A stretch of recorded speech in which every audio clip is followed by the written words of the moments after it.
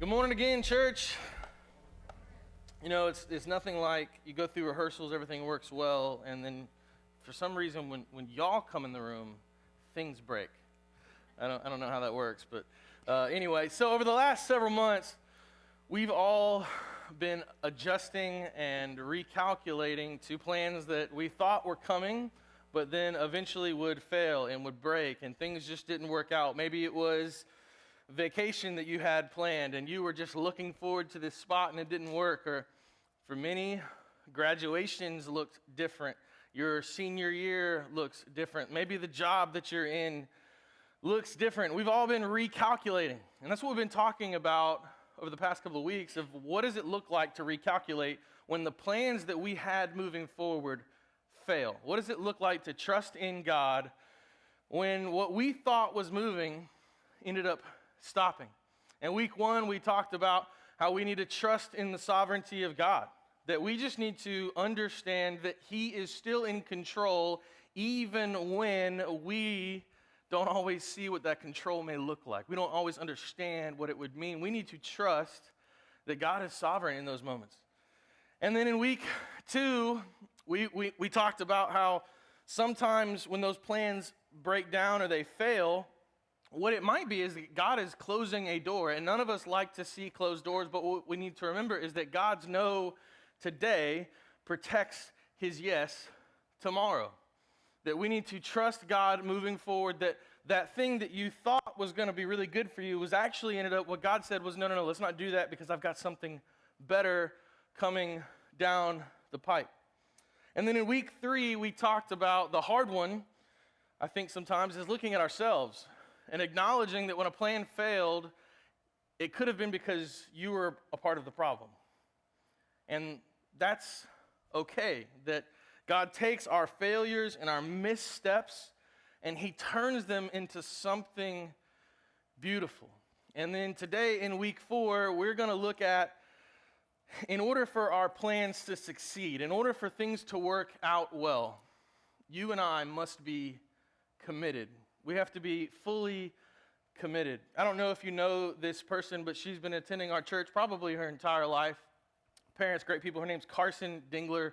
Good woman of God. She is at the University of Georgia right now. She is a pole vaulter. She's actually a really good pole vaulter, and I could stand up here and talk forever about all the awards she's won and all these other things, but I don't have that much time. So this week I was thinking about the sermon. I called Carson and I said, hey, I want to talk about pole vaulting, but I literally know nothing about pole vaulting. So kind of talk to me about what it would look like if someone went to go pole vault and they weren't all in. They weren't fully committed.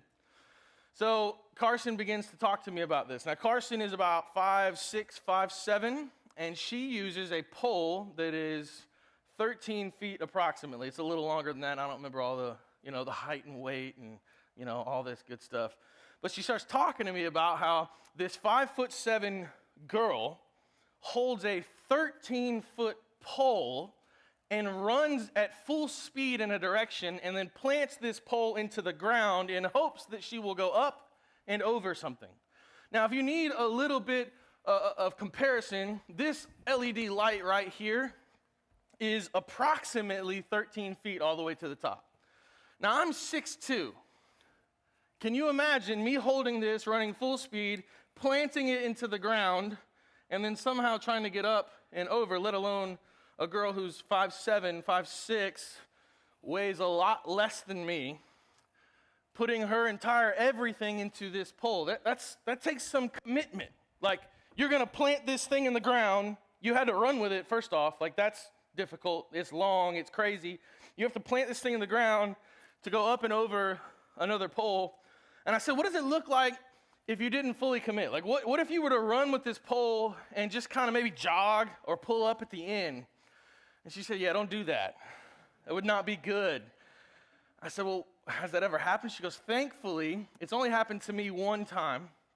And she said she was running and she probably just didn't give it her all, and she was working on technique. And she put the pole into the ground, and what happens when you don't go all in is you immediately get shot backwards. And get shot backwards pretty violently. There's some pretty epic YouTube videos out there if you want to look at it. But you plant this thing in the ground, and of course the pole bends, and on that one it'll bend a little bit, and it'll say, you didn't bring it, and you get thrown back onto your back or butt and or head, and you have to start over.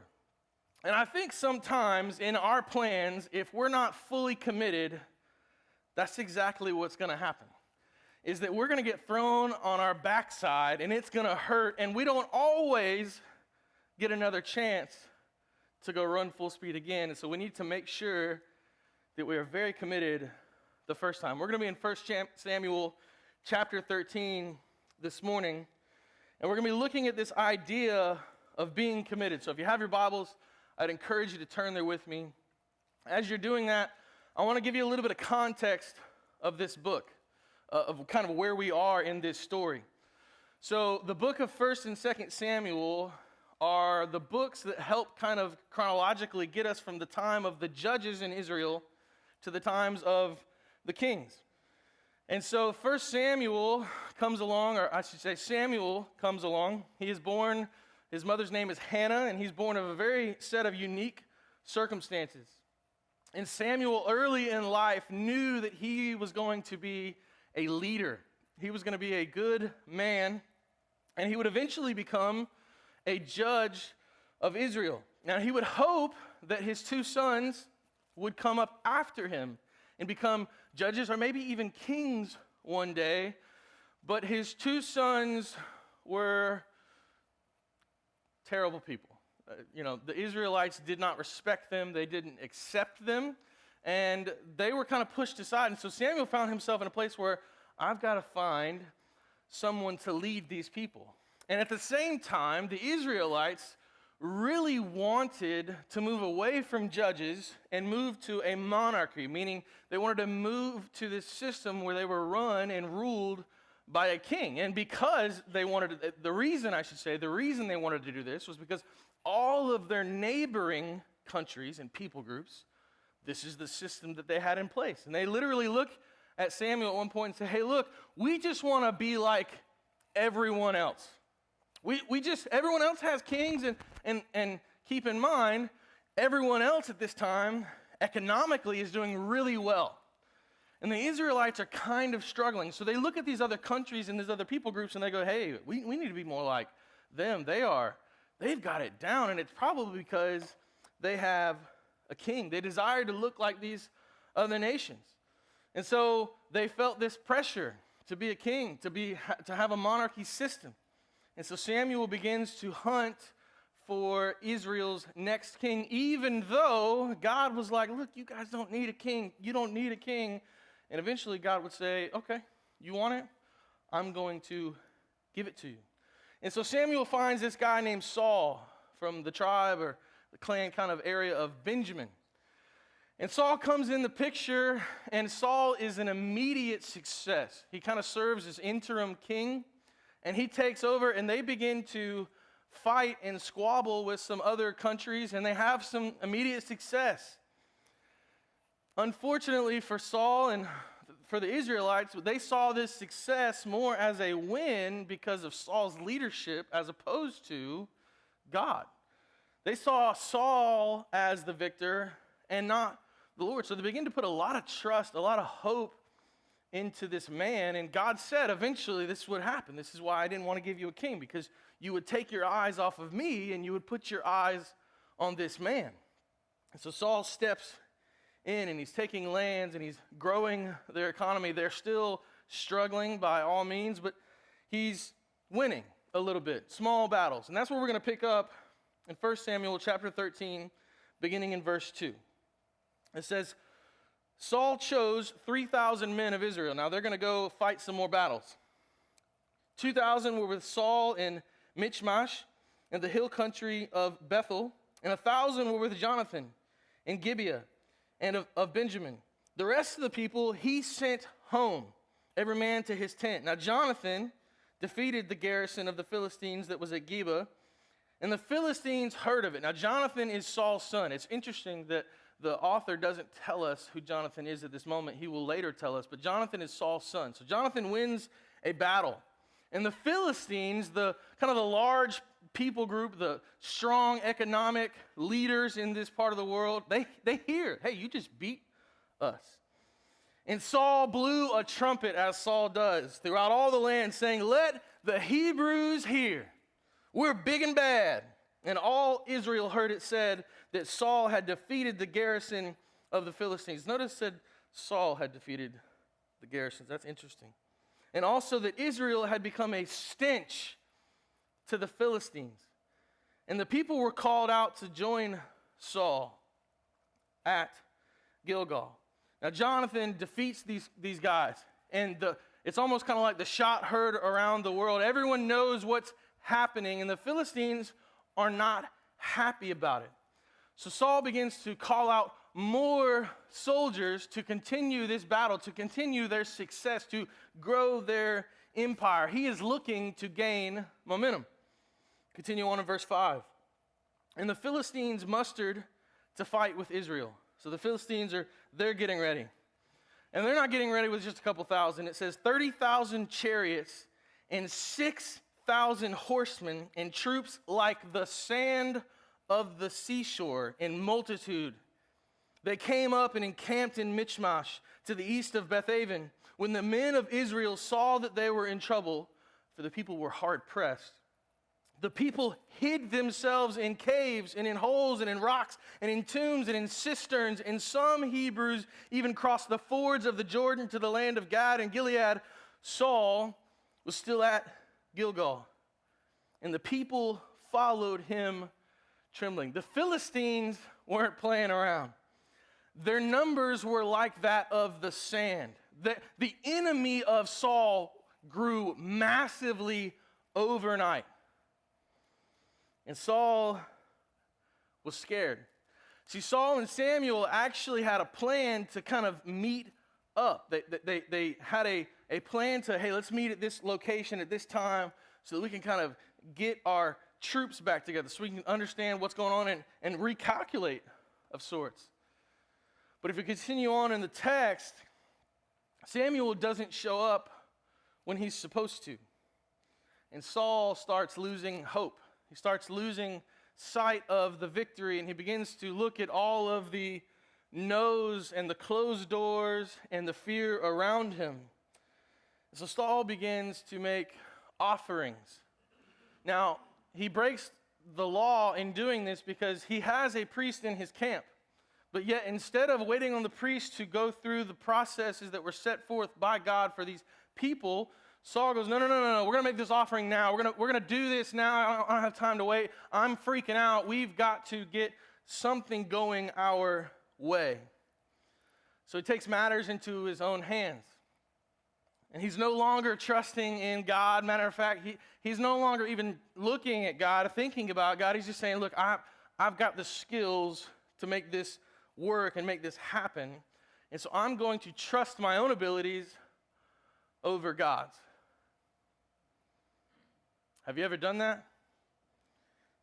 You ever been stood up in a situation and you look around you and it would appear that everything is crumbling, everything is failing, and instead of doing what you know in your heart of hearts to do, to look towards God, to pray, to meditate, to wait, to hear from the one who you would say is sovereign and in control and is good and knows all things, no, you hurry up and you try to fix things. I do it. I'm with you. We have a tendency to, when the Samuel of our life doesn't show up, we have a tendency to go, okay, let's go ahead and fix this. We ain't worried about Samuel. We don't need Samuel. We can just do this without him. It's okay. And so Saul does that. But see, eventually Samuel is going to show up. And he shows up right at that time when Saul feels like he's been stood up and he's sitting on the couch and he's eating that half a gallon of ice cream and he's feeling sorry for himself. And Samuel walks in the room like, bro, what are you doing? And Saul's like, man, you didn't show up. The world was coming in. I had to make something happen. I tried to wait, but and Samuel's like, man, I told you what to do. And then not only did I tell you what to do, God told you. You had a blessing from God, and he told you what to do, to not make those burnt offerings. And because you've done that now, Saul, Samuel tells Saul, you've lost God's blessing. Matter of fact, he's going to remove his anointing from you, and he's going to put it on somebody else. That somebody else will eventually be David. And here is Saul. He hears this news, and as you can imagine, at any camp in wartime, news like that will spread like wildfire. Saul goes against the word of God. God essentially turns his back on Saul. And because of this moment, all of the troops find out and they flee. They run. The 2,000-3,000 he thought he may have had, even though they were dispersed, reduces now to a number of 600. And here's Saul with 600 men fighting an army that, as Scripture says, would almost outnumber the sand. And Saul is freaking out, and it gets worse. See, because of the economic situation, the Philistines owned most businesses. They ran them. They were the supplier for everyone. And so the blacksmiths no longer had materials to make weapons. And so here are 600 men in an army ready to go to battle, and there's only 2 people with weapons. Saul and Jonathan. 600 with 2 weapons, and you're standing against a massive sea of people, an army of people. It looks like a good time to recalculate. If I'm Saul, if I'm Jonathan. So what do they do? Well, there's 2 things that they do. There's a good thing, and there's a bad thing. Let's continue. 1 Samuel 14, verse 1. Now one day, Jonathan, the son of Saul, said to the young man who carried his armor, "Come, let us go over to the Philistine garrison on the other side." Meaning the other side, there was this pathway. Almost, if you've seen the movie or heard the story of kind of the 300, there was great lands on both sides, but then they had these kind of mounds and I guess I would call them very rocky hills. And in the middle of those 2 hills, you had a path, a very clear path. But the Philistines had this path guarded pretty well. Like, you're not going through there. So Jonathan looks at his armor bearer and says, like, we're gonna climb up over this rocky mountain. This is a very steep terrain. It's a very dangerous terrain. It's not a safe thing to do. It's not a smart thing to do, let alone carrying your weapons and all the other things that you have to do. It's a dangerous plan in and of itself to go and spy on the Philistines. So let's go over there. But Jonathan doesn't tell Saul. It says, but he did not tell his father. Saul was staying in the outskirts of Gibeah in the pomegranate cave at Migron. Now, there's 2 ways to handle failure, like I said. There's the good way, there's the bad way. We'll see the bad way first. See, what Saul does is he finds comfort in fear. Saul finds comfort in fear. He runs. And this is something that I believe that millennials and Gen Z really need to hear. And before you think I'm going to beat up on millennials and Gen Z, I are one, as they say. I technically fall right into like the very first year of millennials. But what generational researchers have found is that millennials and Gen Z people get stuck because of a failure, a fear of failure. Like, instead of progressing forward, they're so afraid of failure that fear locks them down. And this is in many ways what Saul is doing. And what the researchers would go to find out is that there's a bunch of different reasons why these generations do this, but one of the main ones is because of technology. And here's what I mean. Like I said, I was kind of on the beginning cusp of that millennials, but I can remember being in middle school PE, which is probably the most awkward time in life, right? Like, it is, especially for a boy. And men, if you know what I'm talking about, you know what I'm talking about. You got to go to the dressing rooms and change.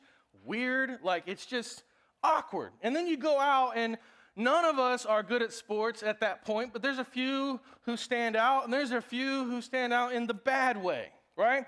And so you go out in PE, and you're shooting some hoops, you're playing gotcha or whatever other game in basketball or dodgeball, and you're the kid getting hit upside the head, and you got that like nice little grid pattern on the side of your face. Back when we played, I sound like kind of an older man, back in my day, right?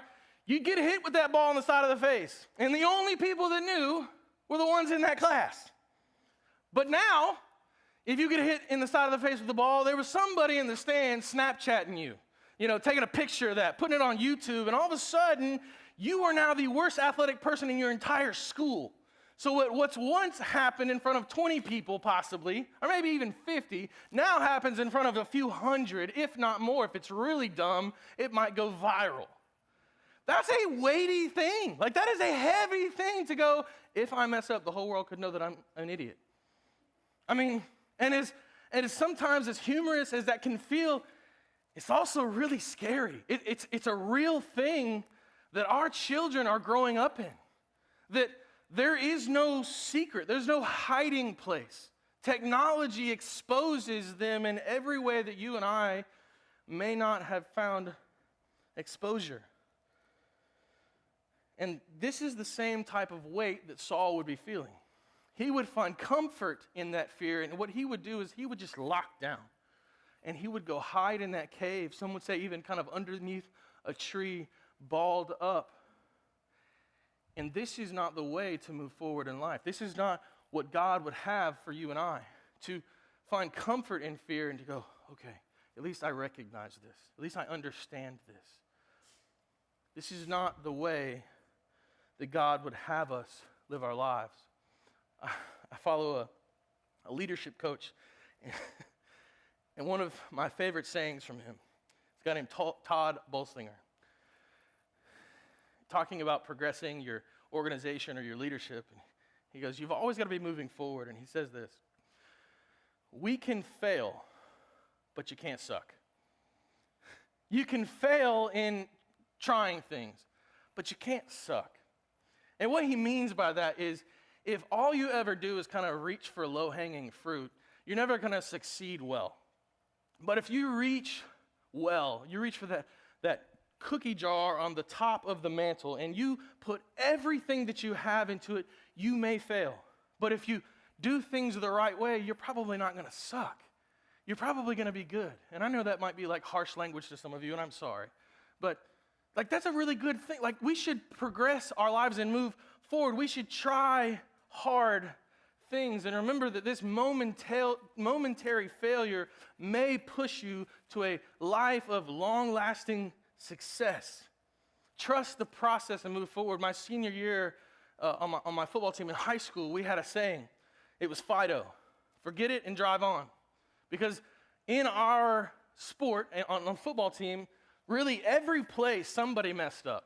There are very few perfect plays in football. There are very few perfect plays in sports.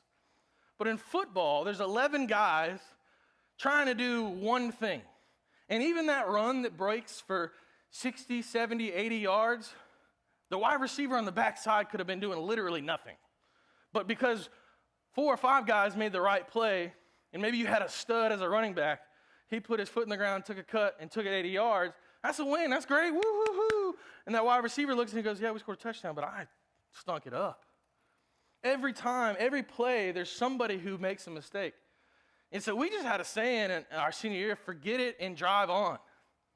And I think there's a moment where I want to look at Saul and shake him and go, forget it and drive on. Like, in our lives, forget it and drive on, because you mess up a lot. I mess up a lot. And we can sit here and we can hide in a cave and we can think about our failures, or we can acknowledge them for what they are.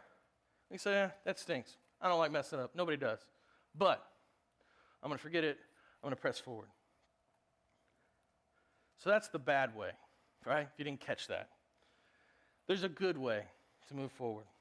And this is what Jonathan models for us, is to trust in God and commit your steps. Trust in God and commit your steps. What I find interesting about Jonathan and Saul is they experienced the same things. Now, the pressure would have been more intense on Saul, certainly. I'm not going to take that for granted.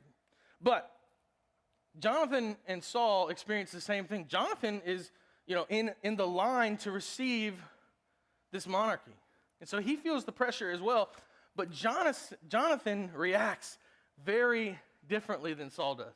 Like, Jonathan doesn't go and hide. Matter of fact, Jonathan puts himself out there. He goes over to the Philistine camps. And in many ways, Jonathan would understand what Solomon would later write in Proverbs 16:3. It says, commit your work to the Lord and your plans will be established. Jonathan is pressing forward and knowing that God will supply him with what he needs. Jonathan completely gets this. Let's pick up his part in 1 Samuel 14, verse 6. Jonathan said to the young man who carried his armor, come, let us go over to the garrison of these uncircumcised. It may be that the Lord will work for us, for nothing can hinder the Lord from saving by many or by few. And his armor bearer said to him, do all that is in your heart, do as you wish. Behold, I am with you, heart and soul. Man, we need a good armor bearer with us sometimes, right? Then Jonathan said, behold, we will cross over to the men, and we will show ourselves to them. If they say to us, wait until we come to you, then we will stand in our place, and we will not go up to them. But if they say, hey, come up to us, then we will go up, for the Lord has given them into our hand, and this shall be the sign to us. Jonathan put his trust in God and was fully committed to whatever God laid before him. Part of us recalculating and understanding how to move forward is being committed to the plans that God will lay out before you. You have to be all in to Jesus before he lays those things out sometimes. You can't just begin to jog with your pole down this pole vaulting line in hopes that you have to fully commit that God will see you through this moment. And this is exactly what Jonathan does. And this is exactly what we have seen throughout this series, is that we have to be committed to the process. Churches around our world are in the middle of recalculating what normalcy looks like. And we can go about that in a kind of, let's just kind of play it by ear and let's just move. Or we can say, you know what? We are fully committed to Christ. Now, the way in which we worship or what that looks like, the mode, the model may change, but we are fully committed to moving forward. We're not going to stay stagnant. We're going to press forward. And we have been recalculating just along with those other churches. We've been kind of figuring out what next steps for us look like. And next Sunday, we're going to go into some details of what that may look like. And before we get there, I want to look at you, church, and I want to ask the tough question. Are you committed to the Lord and to what he is doing here at Piedmont? Are you committed to run with your pole and put it into whatever that thing is called and vault? Are you like Jonathan and you're like, hey, let's go run up these craggy rocks and wait for what God has to say for us? I'm trusting that his plans are before us. I may not be able to see them right now, but I am committing my steps to God. Because if you think about it, as a church, we have an amazing privilege. We have a huge opportunity in our city alone. Statisticians say there's about 100,000 lost people. 100,000 lost people. People who do not profess faith in Christ. I messaged some of our leaders this week, and I tried to paint them a picture, and I don't know how good it came across. But I tried to get them to remember the days when we were portable. or to think about what happens when believers come together and leaders fully commit to what God has for us at the church. When if you can imagine with me, maybe you got to close your eyes, whatever, and you drive into a church parking lot, and there's signs waving in the wind. There's maybe there's a parking team. They're greeting you with waves, and maybe cars are honking their horns, whatever. They get parked, and ignore all the screaming babies, right? That happens. I get it. But you get parked, you get out of your car, you walk in, you are greeted by just wonderful people with massive smiles, and they're thankful that you're here. And sure, there's safety precautions in place because of the COVID craziness that we live in, but you walk in and there's an environment that immediately feels welcoming. And maybe it's your first time there and you're not really sure where to go, but you look and there's clear signage, and even if there wasn't, there's people showing you where to go. And you go drop your kid off, and you walk into the sanctuary. Maybe you get there a little early, so it's a little awkward. And you sit there for a few moments, and there's music in the background. You see some people talking, but then soon somebody walks up to you, and they introduce themselves, and they say, "Hey, how are you? My name is so-and-so. Thank you so much for being here. Are you from around here? This is your first time." All the small talk that some people hate, but really makes you feel welcomed. And you go through that talk, and at the end of the conversation, you really feel invited. You feel welcomed. And then the service starts, and the lights mess up. Just kidding. The service starts, and the band plays, and the sermon goes on, and everything just kind of goes smoothly. And you end the service, and they tell you, "Hey, there's a connection desk on the lobby. Would have loved to connect with you." And you go fill out a connection card, and you leave. And I think here is a point that we sometimes forget. When you leave, you probably leave with a full heart. You leave with this feeling of, "Man, that was just good. That was just good for my soul to engage with people." And Lord willing, over the next coming weeks, you go back and you make some relationships, and then maybe at some point when our world goes to normal, or maybe you're out there doing it, you go to lunch. Right? You go to a restaurant with somebody. Or maybe you go eat a picnic, feel real safe, right? Go eat outside, whatever that looks like. And this is the responsibility and the privilege that we have as a church. It's not just so that somebody can come up here and sing a really cool song, but so that we can begin to preach the gospel in the parking lot, and they walk in and we say, "This is who Jesus is." We present the truth that will eternally change their life. 100,000 people need to hear that truth. But there's something important that we need to remember about church. Tal, come help me out. So hey, everybody say, "Hey, Tal Gregory." Can I get some enthusiasm? I mean, y'all act like y'all been asleep. Say, "Hey, Tal." Hey, Tal. But maybe I left off the Gregory. Maybe that's what it was. So Tal's gonna help me out. So what he's gonna do is we're gonna do a little illustration here. And what I want you to imagine in just a second is that these shoes, there's some tennis shoes on the second rack down there, Tal, if you'll pass them. No, don't do that. Now you ruined the secret. Gosh, just kidding. Right down there.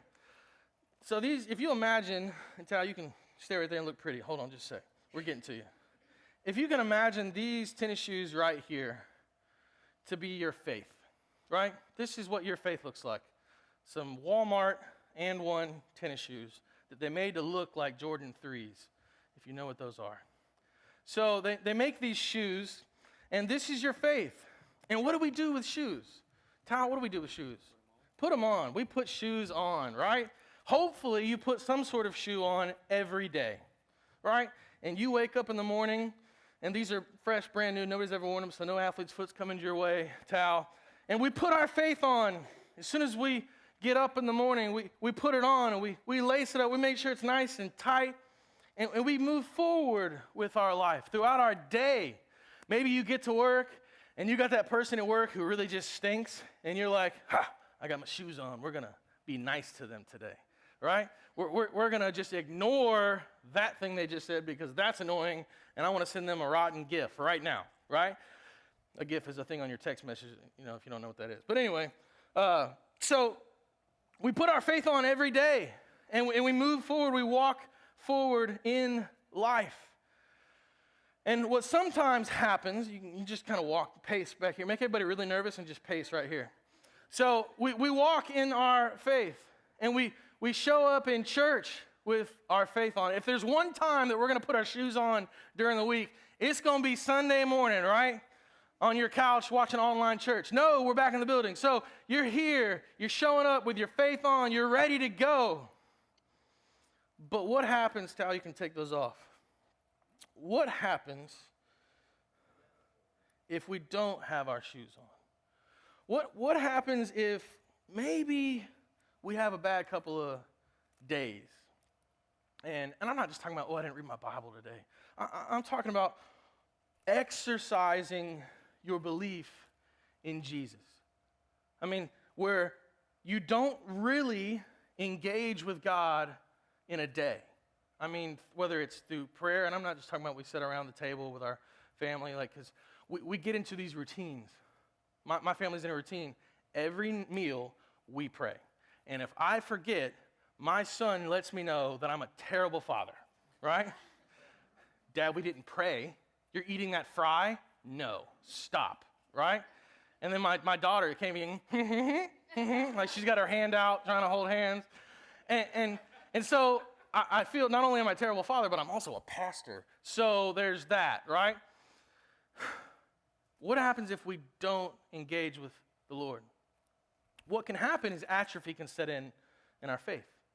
It can get very difficult because you know what atrophy is. You can work a muscle all you want, but then when you put it down, when you stop working that muscle, the amount of time that it took to get, let's say it takes 6 months to get a muscle to a place, in about 3 months, you'll lose everything you gained.